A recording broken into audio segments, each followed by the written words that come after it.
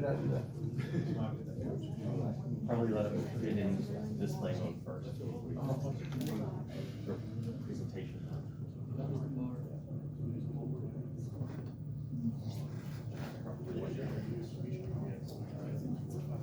All of them? That's me. All right.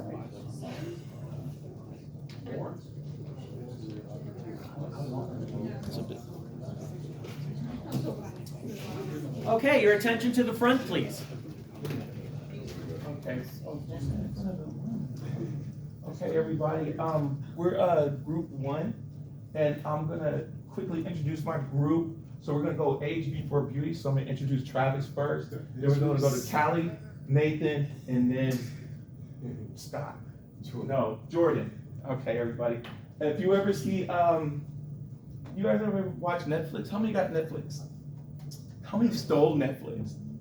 Right? Me too. Right? And when I was doing this, we thought when Netflix first started, they started off buying content, right? And I remember seeing that guy when I was in Cali. He was in Compton selling bootlegs, right? And I was like, oh, this will never work. And then they started producing their own stuff. And that's when we get to things where they said, let's be a little controversial. Does anybody know who those people are? Yeah. You guys know who those people are? Okay. Do you know who those people are? Yes. Okay. You not know? Okay, the first one is, do you think, looking at that first one, do you think they should give Reggie Bush his Heisman back? No? Nobody? Yeah. You serious?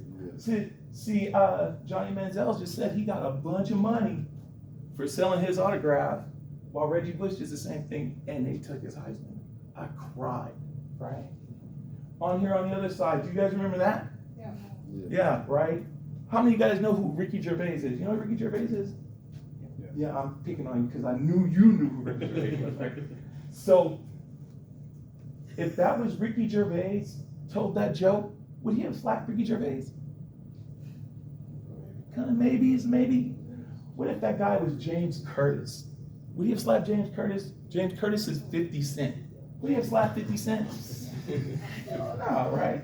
And that's what we're getting at. Where Netflix likes to not only buy content, but they produce content that make you think, would that really have happened? Right? Would that really have happened? So now I'm gonna go to the next person. Who's the next person? It's me. There you go. Calee. Introducing Calee, everybody. So I'm going to give you guys a little introduction into the marketing industry. It is one that is constantly changing and evolving, and that's why I wanted to kind of give you guys a definition from the American Marketing Association. It's a massive corporation that has, it's all over the United States, and it is dedicated to helping like people and young adults kind of get ahead in the marketing industry, because it's difficult to keep up with the current trends and stuff and what's been going on in it. And I'm going to kind of break it down for you guys. So it's marketing is the activity instead of institutions and processes, which it's very wordy, but I feel like it kind of really gets the point across that like there are so many different aspects to it, and it's basically just like the spread of information from business to customer. And yeah, and then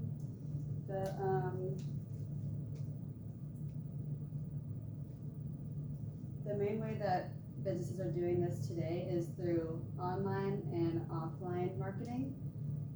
So basically, online marketing is anything digital, the way you're spreading your information about your company, like social media marketing, content marketing, influencer marketing is now a big thing today, and commercials and offline marketing is the exact opposite. It's everything. It's more traditional marketing. It's everything that is not on the internet, newspapers, magazines, and billboards, and stuff that they send you in the mail. And this is going to kind of lead us into the evolution of marketing.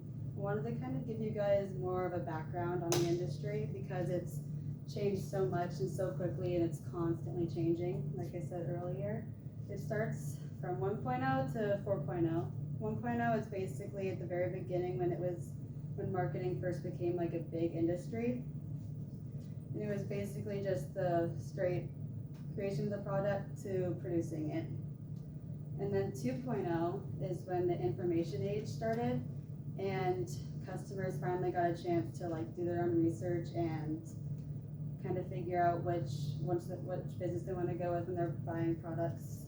And it was kind of the first time where customers are more informed than the companies because they finally had access to a bunch of research. And then 3.0 is the value-based era where companies really started looking into the customers and their wants and needs when trying to figure out how to market their company and try to kind of build their companies off of that. And then 4.0 is kind of what I was talking about with the online and offline. It's the world we're living in today. It's very digitized now. And that's going to lead us into how Netflix markets its company. Netflix is a really good company to kind of go off of like the evolution of marketing because they have grown with the industry immensely. They started off as like just a mail-in DVD rental service. You subscribe to them, which is like what they are now, and then you pick out a couple DVDs you want and they ship them to you, you watch them, and it kind of goes back and forth every month. And then in 2007 when streaming services really became available, they converted to that and it kind of exploded, and they were like the first streaming service to be really successful with that. And now they're even producing their own content, like Kewon was saying earlier, which is going to lead me into this picture, which is kind of going off the screen a little bit. But one of Netflix's biggest marketing standpoints today is their own content with Stranger Things. It's like their #1 show right now. They broadcasted this to try and advertise their newest season. I don't know if everyone in here has watched Stranger Things, but this is like supposed to be like the opening into what they call the upside down. It's like the other dimension where like the creatures live. And so it was this big thing. They broadcasted on the Empire State Building, and it was a big deal because like everyone knows that like Stranger Things is like associated with Netflix, and it was one of their first big shows. But that's also kind of how it shows like their marketing evolution. They started off marketing as like Netflix as a whole company, like just the idea of the streaming service. And now that they have their own content, they've been trying to steer more towards that because a lot of their content has gotten really popular. Like their show Wednesday, there were a lot of stuff going on like TikTok and Instagram with their show, and like there are a lot of trends associated with them. And another thing is that they still do market the whole streaming service as a whole because they do something that's different than the rest of them. They are more worldwide. Like this summer I studied abroad, and the only streaming service that really had anything was Netflix. A lot of them you couldn't even log into, but they also have different content in different countries. So they're going towards those countries and like what's popular in those countries and what trends are going on, and they're constantly updating it too. Like stuff comes and goes from Netflix all the time. That's going to lead me into one of their higher ups, their chief content officer, describes it as how Netflix super serves their audience because they're constantly changing it to the trends and like where you are in the world and what's going on in the world. And that's going to lead me on to Nathan, and he's going to talk to you guys about a couple of job opportunities.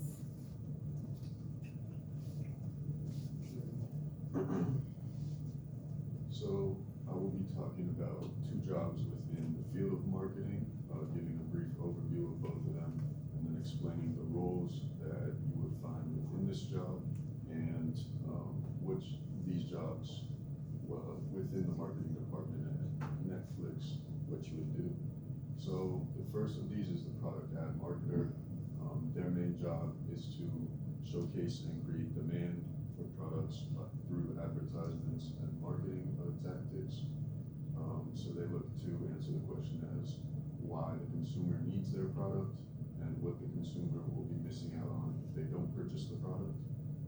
next we go into the strategic planner and analyst role. So these individuals will be analyzing data provided to them through the research team and use that quantitative data, turn it to qualitative, and provide information to the firm as a whole as to success, failures, and what they can do in the future to find that success that they need. So diving into the product ad marketer, some tasks within the job would be identifying market constraints and consumer wants and needs. That you'll need lots of information in these areas in order to properly know how to market your product, as well as consumer information as to where you want those promotions to end up and be seen. You'll need to find the most impactful medium, which could be traditional or digital methods, as Calee mentioned. You'll need to weigh in all the different options, because different products and different target audiences are going to utilize different mediums as their main way to get the point across. And then you'll create product timelines with objectives in order to easily be able to identify success or failure within your advertisements. And then jumping into this job role within Netflix, it's a senior role, so it's a pretty prestigious position. You'll be developing products in new markets, so you'll be looking for new consumer groups to target, figuring out how you can target your product to that group in order to gain competitive advantage and new audience.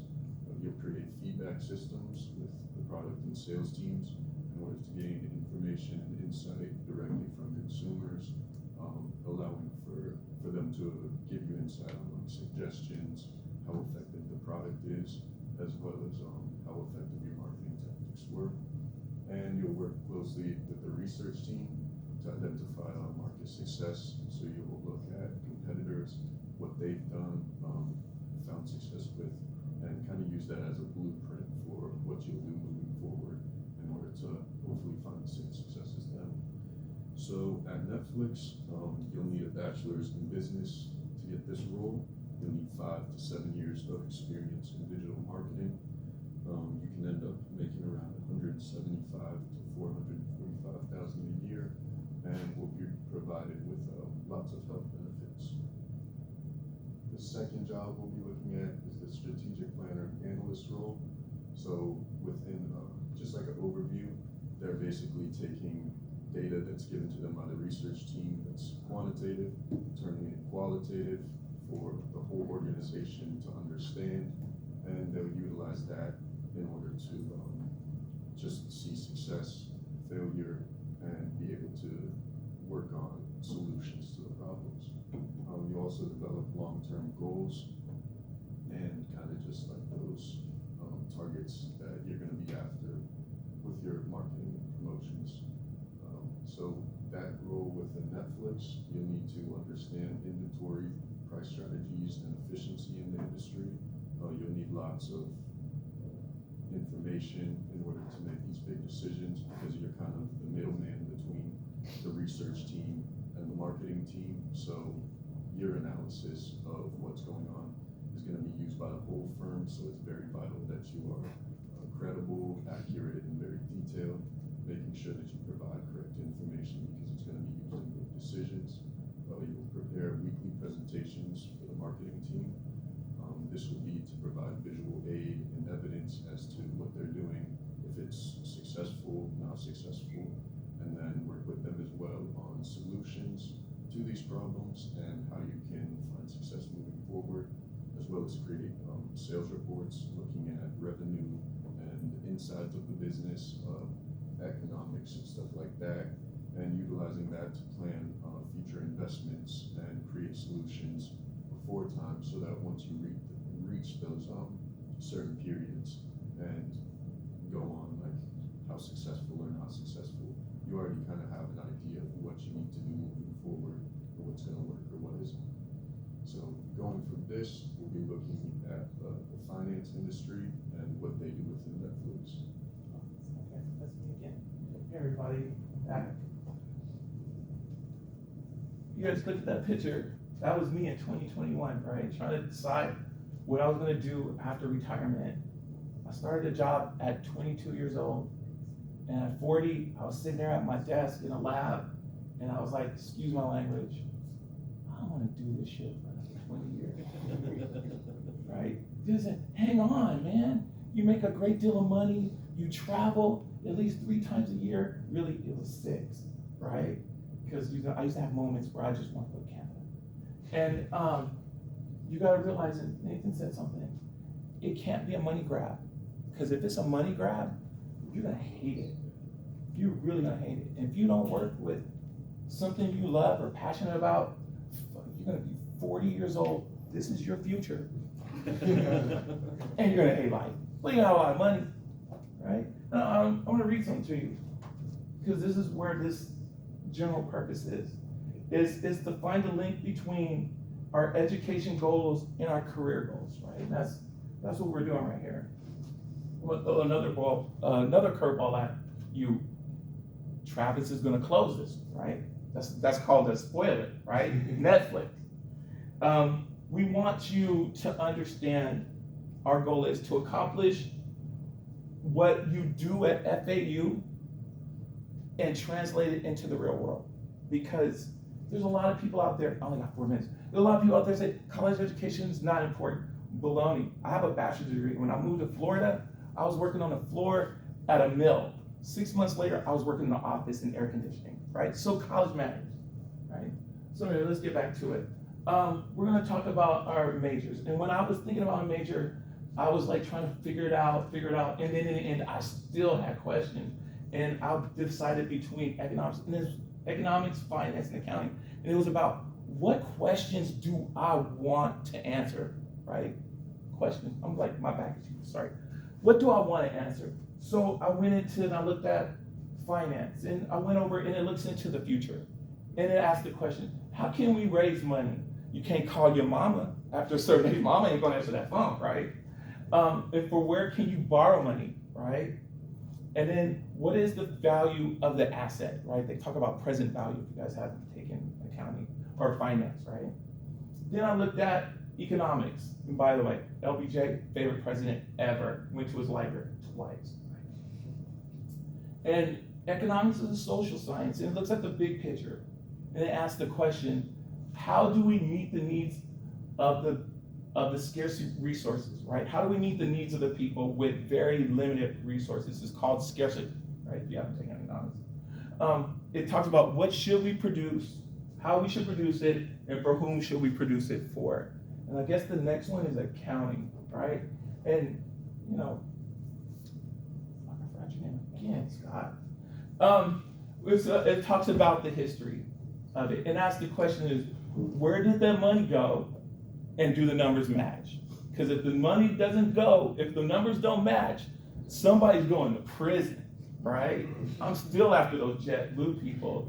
And they use financial statements like, what's a good one? The balance sheet, right? That better balance, right?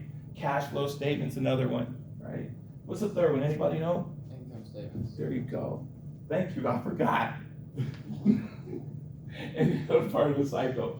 So in a conclusion, we're gonna look at what I want to look at was a financial examiner's job, right? And they were on campus. Thank you a lot for that, because I went to that meeting. And when they talked about what a financial, examiner does, I said, I remember those guys coming to work, and they weren't financial examiners, because I was at a lab. So we had a thing called ISO. And I was on the back end of what they did, and it really did hurt, right?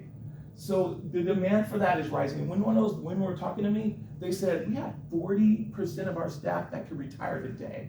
And I was like, oh, that's a job, right? Right now, in the next 10 years, they're predicting 6,300 new jobs, and that translates to a 20% growth.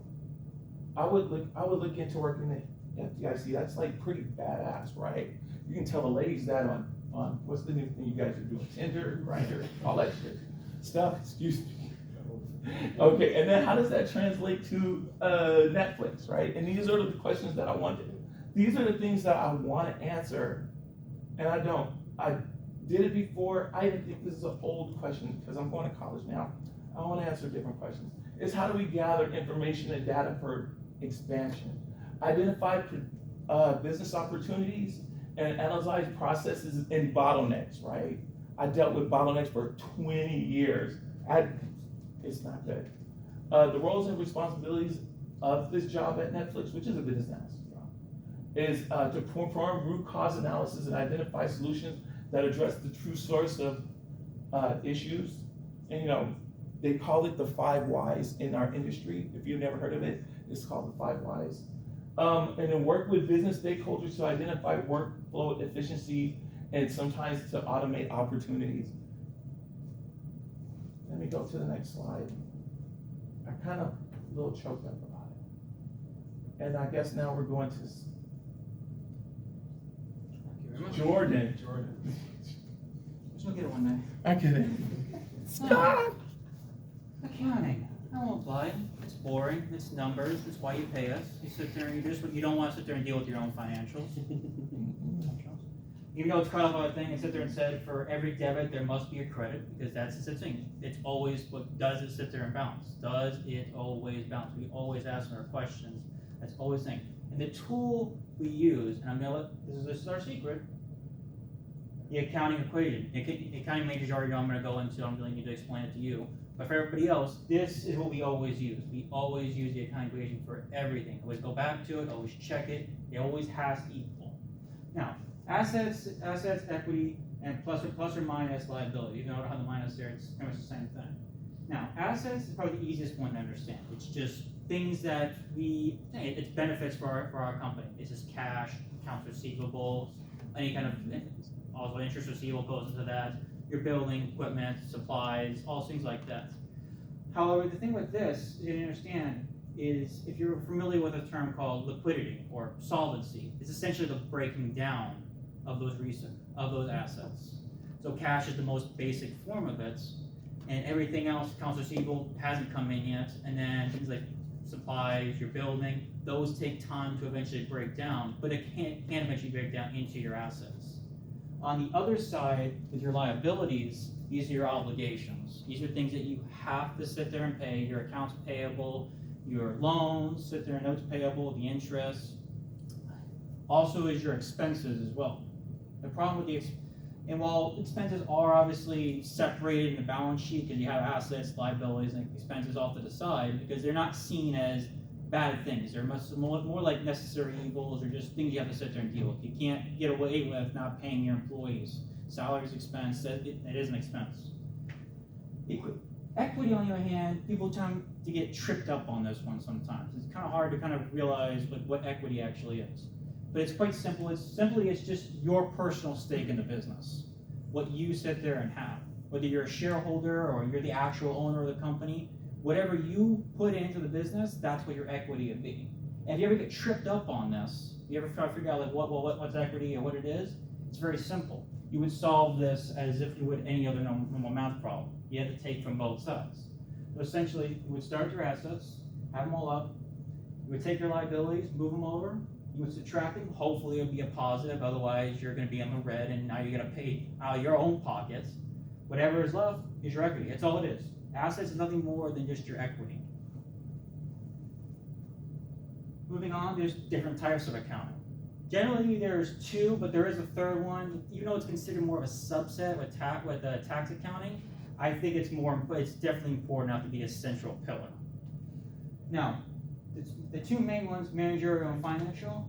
Managerial, it's not GAAP compliant. Now, if you don't know what GAAP is, it's the generally accepted accounting principles. Over here in the United States, these are the principles you have to follow. You can't get around it, you can't circumnavigate it, it has to go through this one funnel. But managers can get away with not necessarily you don't necessarily need to do whatever it is they want, but they don't necessarily need to have everything as if it needed to be submitted that day for GAAP. It's mostly internal and confidential because you don't want other companies to know what it is you're doing. You don't want them to know your strategies or your business deals. It's not necessary for them to know. And by the time it is released by the financial accountants, it's already in the past. It doesn't affect you anymore. They're more future focused because they're the ones who make the decisions. While the financial accountants are the ones who actually do the sheets, these are the people who actually make the decisions based on those sheets. Not only that, but sorry, not like that. But the sheets they do are also substantially different from the financial accounts. The financial accounts, they do the sheets you've come to expect. Your income sheet, self-explanatory. It's the money you're bringing in. Your balance sheet, I already explained it. That's everything. Make sure it's all balanced together. You're not one thing's not tipping over the other. Cash flow is essentially it's just what your money you're using for activities for the company, which are separated in usually a couple different categories. But things like your job costs, cost of goods sold, production costs, these are like day-to-day activities. These are GAAP doesn't really care about these things per se, because these are sit there and not.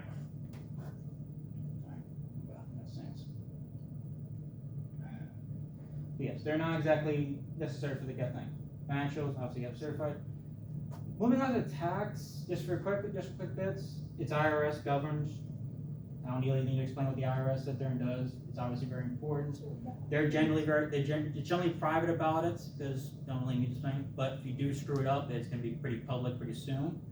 And as for the forms, they're pretty obtuse. It's obviously they're not named, they're numbered. 1060 tag, 1040s might be familiar with them. But when 102553s, there's dozens and dozens of different sheets that they do for taxes because of different businesses.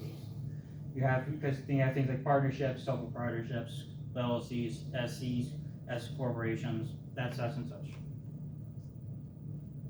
The hierarchy of accounting, this is just so you know, this is just an ideal version. It's depending on the company, the size, how many people there are, and how many different financials you need to go through. You don't necessarily need a CFO or a controller. A lot of companies are just good with these two, a manager and a senior/staff accountant. They can very easily. And just so you know, sometimes a $1 million business can just have 1 or 2 accountants on that. It's just depending on what kind of services they're providing and whether it's product based or not. But starting at the very top, CFO, they're usually second command of any kind of company. They're just right below the CEO in terms of importance. The controller, it's best to kind of skip over them because the controller you can kind of think of as more like the manager's manager. They sit there and they oversee all the different managers and the different departments that they might think, because different companies have different departments. They can't sit there and all do it all at once. You might have one manager for department A and a couple different managers for different departments B, C, and so on and so forth. They sit there and always go back and forth about what sit there and decisions you want to sit there and make. The senior and staff accountants and these ones which essentially is just accounts payable, accounts receivable, payroll, bookkeeping. That's just because there's just maybe so much that you need separate people for those jobs.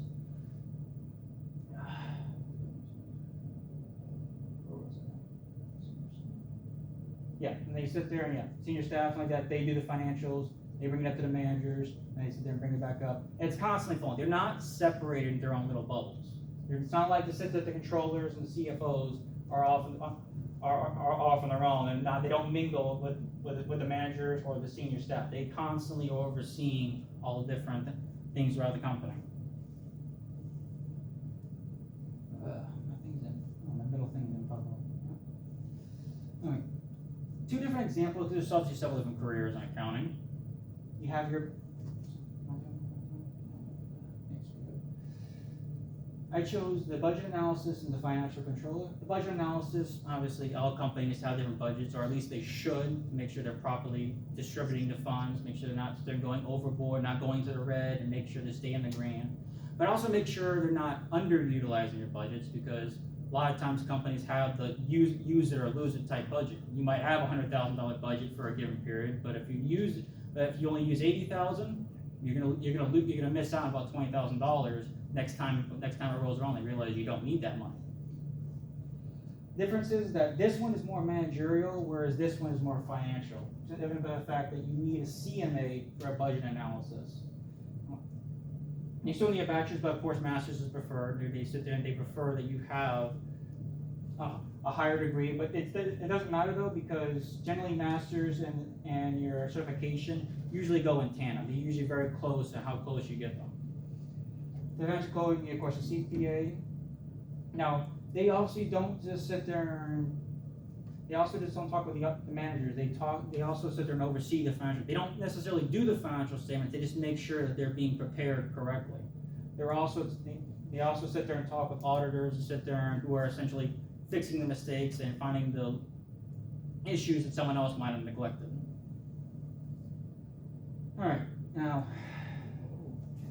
yes, obtuse, very difficult to read, not exactly something you want to think, but it's actually not that difficult when I'm about to explain. There's only three things you really need to be worried about when it comes to the statements. That is your revenues, your operating income, and the net income. Okay. Now, if you're familiar with the term bottom line, that's what your net income is. The top line would be your revenues. Now, revenues essentially is just money that you're bringing in. And before I continue though, just know that these numbers might not be represented. These numbers might seem a bit deceptive. That's because they're done in thousands. So even though it might say from January 1st to March 31st of last year that they only made $78 million, that's actually $7.8 billion they made in just 3 months. That's how much money you sit there and make it. By the way, this is also from Netflix if you haven't realized already. Okay. And also it's consolidated. So things like your cost of revenues, this is consolidated into from several different accounts. It's not sit there in one single account. But essentially how it works is you have your revenues. This is the money you're bringing in. This is all the funds that you earn, that you sit there and earn. Your cost of revenues, basically, what did it cost to get those revenues? Is the better way to look at it. What did it cost me as a company to reach those revenue sales? So you would subtract and then you subtract all these other miscellaneous accounts, marketing, technology, all that other stuff, and then you have your operating income. But you can't touch that yet because it's technically a gross. It needs to go through a second round of expenses. And so interest expenses, things like your notes, like that, loans you might need to pay. Right? You subtract that, then you get your bottom line. This is where you can actually start making stuff happen. This is where you can this money you can use for whatever it is you use for the rest of your business. You can keep it, you can reinvest it, use it for other things. It doesn't really matter. And then this is just for a per share. That's just if you were a shareholder, you would actually be interested in this stuff. And then this would be from. And then this is a letter to your shareholder. It's cropped off, okay, but it's fine. You don't need the bottom parts. This is a letter from to the shareholders. Now this is where something like a CFO would come in and they would actually say in the letter, thank you, and then they would tell you the kind of courses of action they're choosing. Speaking to you, because they're technically the owners of the company. Even though there's hundreds or even thousands of shareholders, they're speaking to you directly. Now here, it's very much the same thing. Obviously, it's in millions. It's obviously even more scrunched up, more consolidated. It's still 7.9 billion. It's all this stuff. The one thing you need to mention though is this number right here, your operating margin. Now, how you get this number is you essentially take your operating income and you divide it by your revenue. Then you sit there and get that. That's essentially the turnout. That's how much money you're essentially getting from the revenues. Yes, obviously, yes, I know I sit there and said earlier about operating income. There's still another round of things, but you're pretty safe when it comes to that, the generally ballpark range. And when you're looking at the operating margin too, it's generally, they say about 15%. That's usually about the range you sit there and want to be in. Any less, it starts to become lukewarm. When you start getting to 5 or even 10%, is when you should start being a little bit worried. To sit there and it's not turning out very well. Because even though it's not bad, you gotta remember, once again, like I said, it's going to another round. So you have 19.8% turnover, but it's gonna go through, it's gonna drop again once it sits there and it gets subtracted. I know, it's a lot. Trust us, Alright, so my name is Travis Clemens.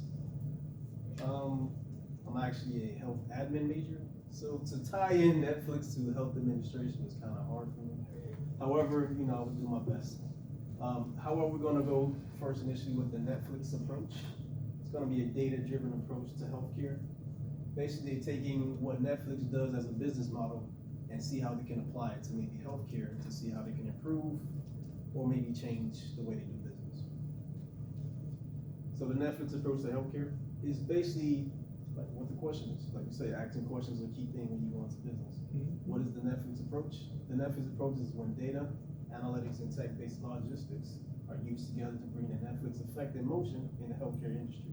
By combining data, tech-based logistics could bring the change the healthcare industry desperately needs. If you don't know, the healthcare industry is in peril. It's making money, however, it is wasting a lot of money. And one thing Netflix does, which is pretty well, especially during the time of the pandemic, they actually made money while a lot of people lost money. And they maybe more so because they're not really a brick and mortar organization, but more so because they have a lot of investments in things that were more fluid to what they were actually making as far as the finances and how the accounting is concerned. So 4 best practices that we can adapt from Netflix that probably can go to healthcare. A deeper understanding of healthcare data. There's a lot of data when it comes into healthcare and how they record it through EHR, which is electronic health records. And things like that would allow you to actually know what the consumer wants and what they are actually using, so you kind of make your business practices more efficient. Predictive analysis, analytics, from a personalized healthcare perspective, predictive analytics can help identify the best course of action for patients based on their individual needs and aggregate data for similar symptoms, treatments, products across more expensive population data sets. Usually what this does is Netflix does a great job at not marketing, but mostly using their algorithm to basically put movies, genres, series, any type of content that you've already watched or previously watched to make sure that it aligns to what you like. What the healthcare system does now, they usually have a system where everybody mostly goes through the same process. Even though you may have a different type of condition or maybe different stage of that condition, they still go through the same flow just to make sure they don't miss it. But that also comes with wasted resources, wasted time, wasted money, and you don't want to do that. So to make it more cost effective, I think by them using these practices, it will allow them to actually, just make sure that you can know exactly what you need and not be wasted. Because you don't want to spend more money on things that you don't really need. You ever been to the doctor and they gave you maybe a prescription for something, you may take it for that one day. However, you paid for maybe a 3-month or maybe a month supply of it. And why do you need all that? You know what I'm saying? And most of the time they do it because they're in hand in hand with pharmaceutical companies and, you scratch my back, I scratch yours type thing. But usually they try to do what's best for the consumer. And I think mostly by doing all of these best practices, you'll be able to just, save money. Use those experiences to make sure that whatever you're doing is the best for your consumer. So careers at Netflix that I would assume that will be aligned with it. Health administration, you deal with mostly the bookkeeping, management of the services. More of like the accounting portions of it, of the business, finance as well. You will basically just manage the money for the doctors, physicians, staff. It's just basically like that whole encompass role of just doing almost everything. So senior HRS business analyst. They work cross-functionality with multiple internal teams, including talent acquisition, talent operations, and planning. They do make between $100,000 to $700,000 a year. You do need to have at least 5 years of hands-on business analyst experience. They talked about that earlier about business analysts. And this is implementing and supporting HRIS applications, which is a HR perspective of Netflix.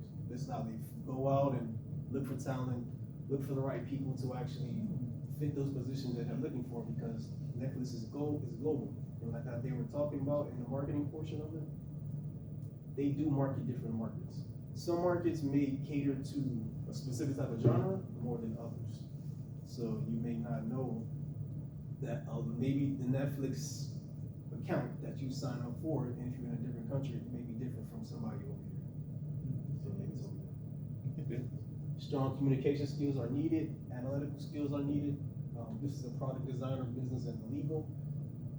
We spoke about the marketing portion, finance portion, and we also spoke about the economic sectors. Sorry, what's your name again? Jordan. Jordan spoke about it earlier.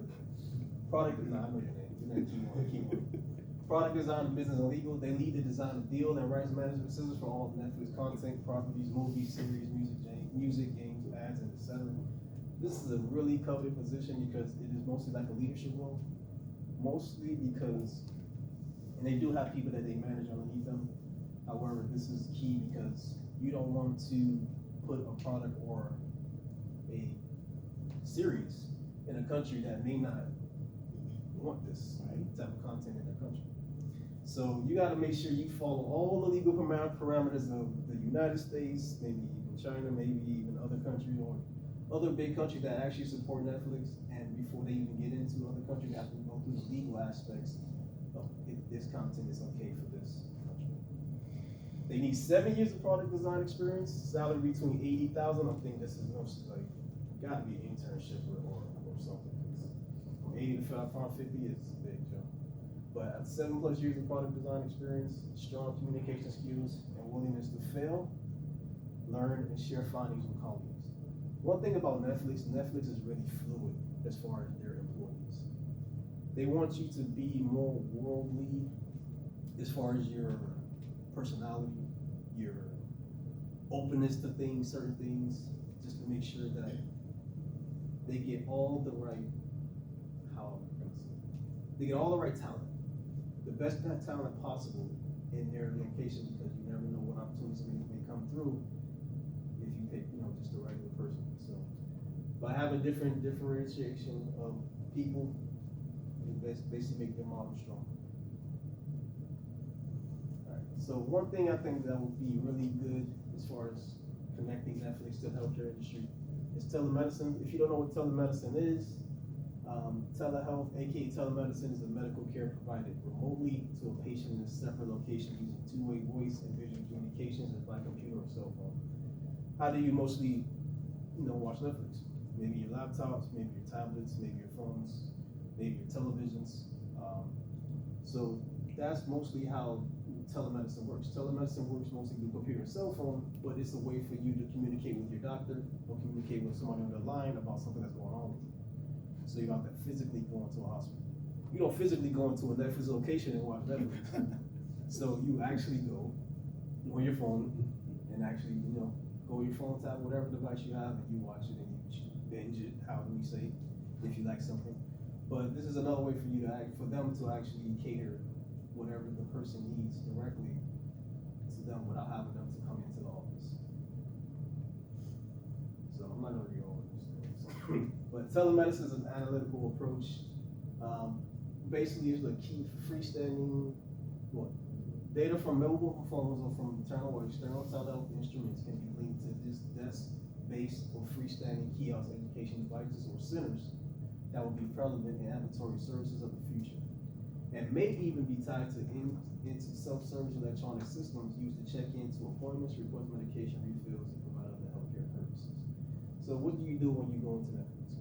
You pick and choose what you want to watch.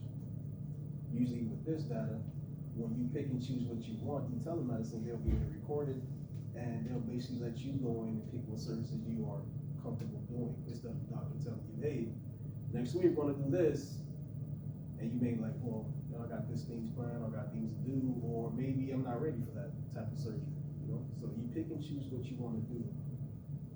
Now, keep in mind, this is something that's actively being tested and done. It's not something that's happening now. Because telemedicine is pretty new. It's not something that's.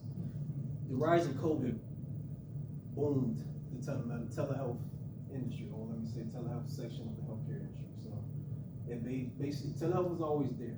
However, it got more popular with COVID because everybody was separate. We couldn't communicate with our doctors, couldn't go in places. So when we actually went into the telehealth, we got more notice. There's no one-size-fits-all approach to managing patient care with telemedicine because chronic disease management is diverse. So even though this is a good technique to use in order to see what actually people want and how they want to be serviced, or what services they should have and what services they should not have, you still may have to go through the old school approach of just going through the whole steps just to make sure you don't miss anything. So that's what I will go through with that. They do have active participation where you are able to basically contribute the data yourself. You fill out applications, you go into the doctor's office or the emergency room, you fill it out yourself. When you go on Netflix, you sign up for it yourself. Nobody's forcing you, you pay for it, you know. So passive participation, you're included by your actual involvement. So by you being there, they're putting your information into systems because you're already there. So that's why it's passive. You're not telling them you want to do it, it's just being done because you know you're there. And this is the end of our slide. So these are references. But for our closing statement, we've seen the aspects of marketing, seen the aspects of accounting, seen aspects of marketing as well, and finance. But when you overlook everything that comes into it, there's still some studies that are being done as far as the health of binge watching or watching Netflix. That's why a lot of companies and a lot of apps tell you to take a break. You ever been on TikTok and somebody pops up on the stream and it says, "Do you think you need a break?"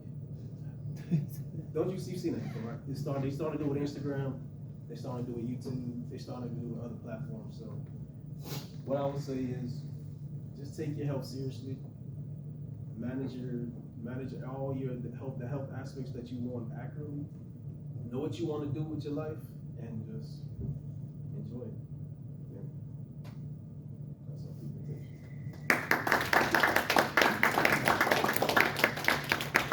Very good. Any questions?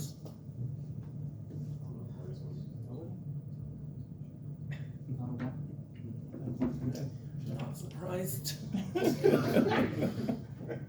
Do you have any questions? No, I am good. Okay, thank you very much. You guys any questions? You did great job.